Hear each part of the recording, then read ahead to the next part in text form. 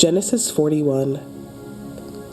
After 2 whole years, Pharaoh dreamed that he was standing by the Nile, and behold, there came up out of the Nile 7 cows, attractive and plump, and they fed in the reed grass.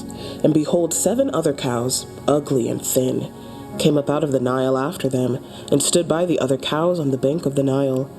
And the ugly thin cows ate up the 7 attractive plump cows, and Pharaoh awoke. And he fell asleep and dreamed a second time.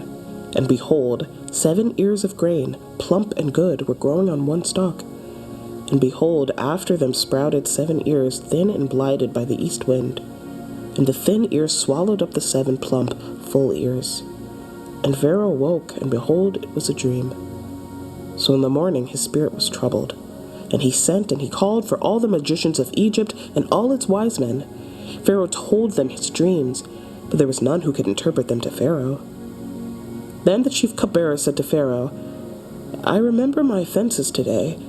When Pharaoh was angry with his servants and put me and the chief baker in the custody of the house of the captain of the guard, we dreamed on the same night, he and I, each having a dream with its own interpretation. A young Hebrew was there with us, a servant of the captain of the guard.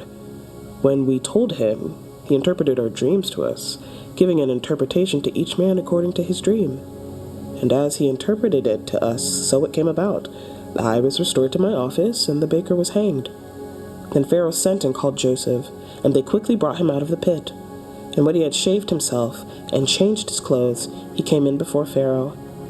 And Pharaoh said to Joseph, I have had a dream, and there is no one who can interpret it. I have heard it said of you that when you hear a dream, you can interpret it. Joseph answered Pharaoh, It is not in me.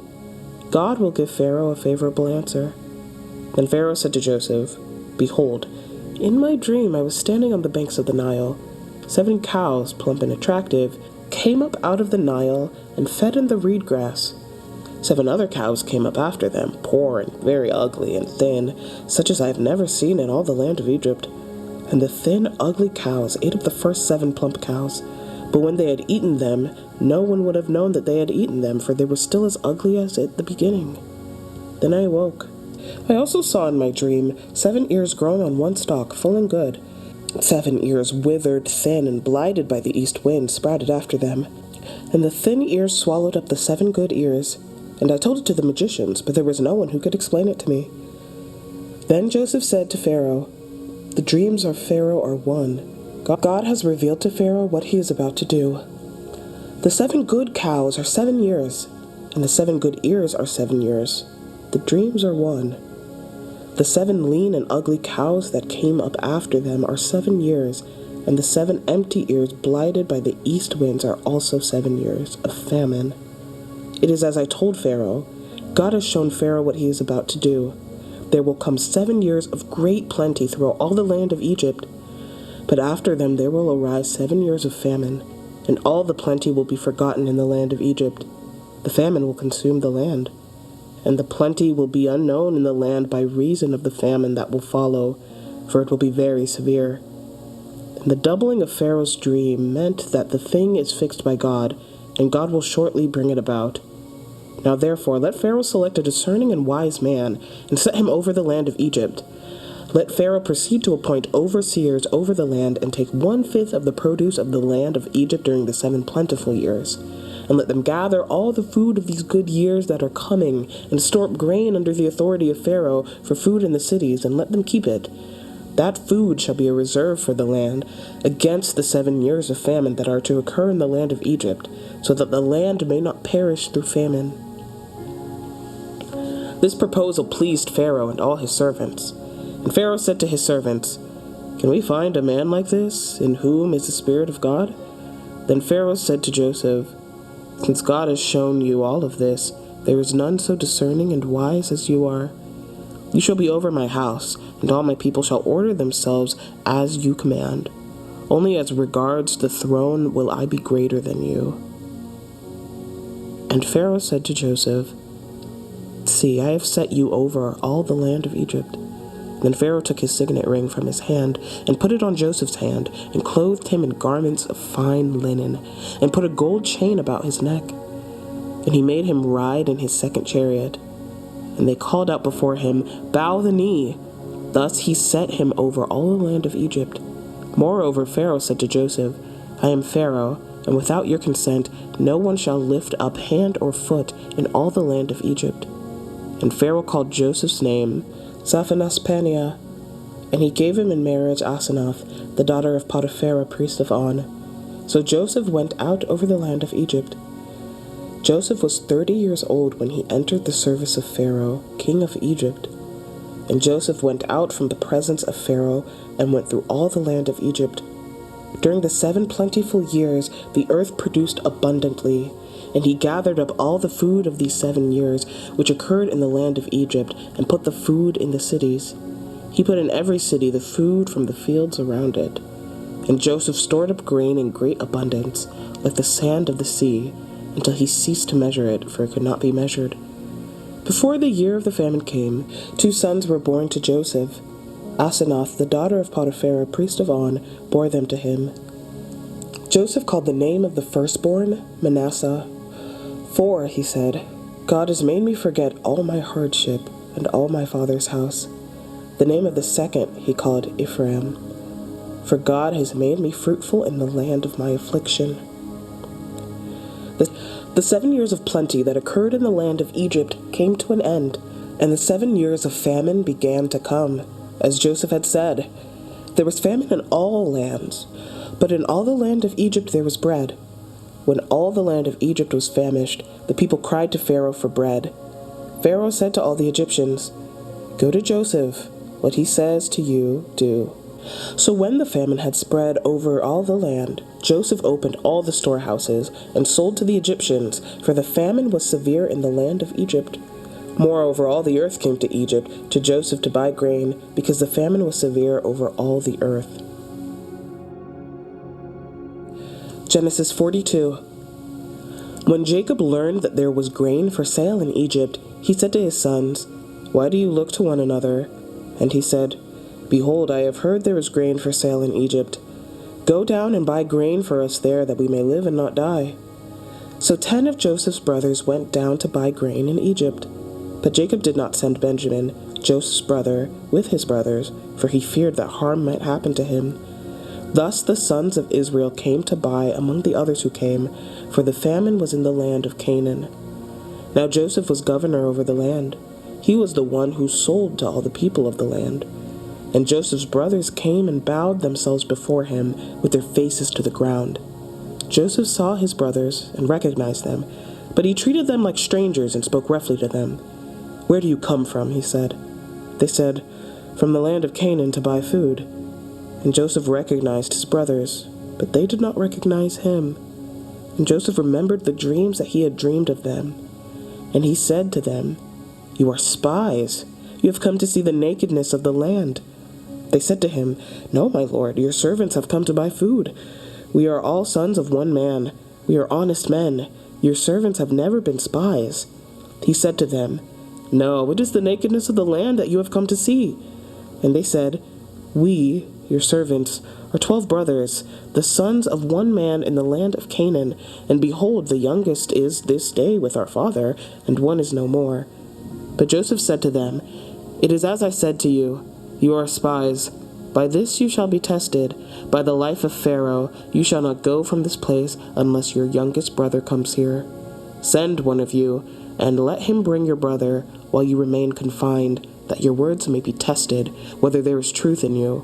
Or else, by the life of Pharaoh, surely you are spies." And he put them all together in custody for 3 days.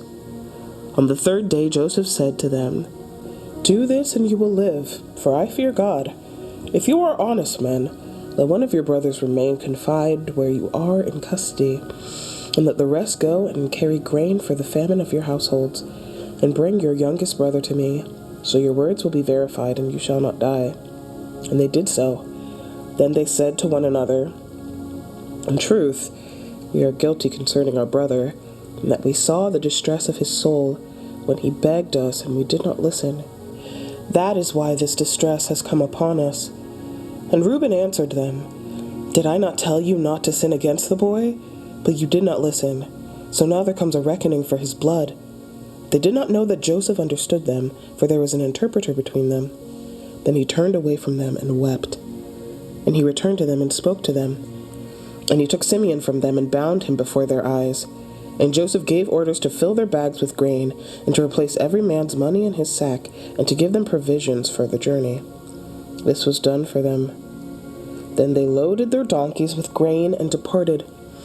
And as one of them opened his sack to give his donkey fodder at the lodging place, he saw his money in the mouth of his sack.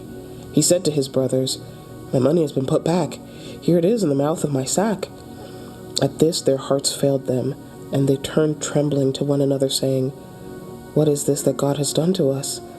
When they came to Jacob their father in the land of Canaan, they told him all that had happened to them, saying, "The man, the lord of the land, spoke roughly to us, and took us to be spies of the land. But we said to him, 'We are honest men, we have never been spies. We are 12 brothers, sons of our father. One is no more, and the youngest is this day with our father in the land of Canaan.' Then the man, the lord of the land, said to us, 'By this I shall know that you are honest men. Leave one of your brothers with me, and take grain for the famine of your households, and go your way. Bring your youngest brother to me. Then I shall know that you are not spies, but honest men, and I will deliver your brother to you, and you shall trade in the land.' As they emptied their sacks, behold, every man's bundle of money was in his sack. And when they and their father saw the bundles of money, they were afraid. And Jacob their father said to them, 'You have bereaved me of my children. Joseph is no more, and Simeon is no more, and now you would take Benjamin? All this has come against me.' And Reuben said to his father, 'Kill my 2 sons if I do not bring him back to you. Put him in my hands, and I will bring him back to you.' But he said, 'My son shall not go down with you, for his brother is dead, and he is the only one left. If harm should happen to him on the journey that you are to make, you would bring down my gray hairs with sorrow to Sheol.'" Psalm 25 of David. To you, O Lord, I lift up my soul. O my God, in you I trust. Let me not be put to shame. Let not my enemies exult over me. Indeed, none who wait for you shall be put to shame. They shall be ashamed who are wantonly treacherous. Make me to know your ways, O Lord. Teach me your paths. Lead me in your truth and teach me, for you are God of my salvation. For you I wait all the day long. Remember your mercy, O Lord, and your steadfast love, for they have been from of old. Remember not the sins of my youth or my transgressions. According to your steadfast love, remember me, for the sake of your goodness, O Lord. Good and upright is the Lord. Therefore he instructs sinners in the way. He leads the humble in what is right, and teaches the humble his way. All the paths of the Lord are steadfast love and faithfulness, for those who keep his covenant and his testimonies. For your name's sake, O Lord, pardon my guilt, for it is great. Who is the man who fears the Lord? Him will he instruct in the way that he should choose. His soul shall abide in well-being, and his offspring shall inherit the earth. The friendship of the Lord is for those who fear him, and he makes known to them his covenant. My eyes are ever towards the Lord, for he will pluck my feet out of the net. Turn to me and be gracious to me, for I am lonely and afflicted. The troubles of my heart are enlarged. Bring me out of my distresses. Consider my affliction and my trouble. Forgive all my sins. Consider how many are my foes, and with what violent hatred they hate me. O guard my soul and deliver me. Let me not be put to shame, for I take refuge in you. May integrity and uprightness preserve me, for I wait for you. Redeem Israel, O God, out of all his troubles.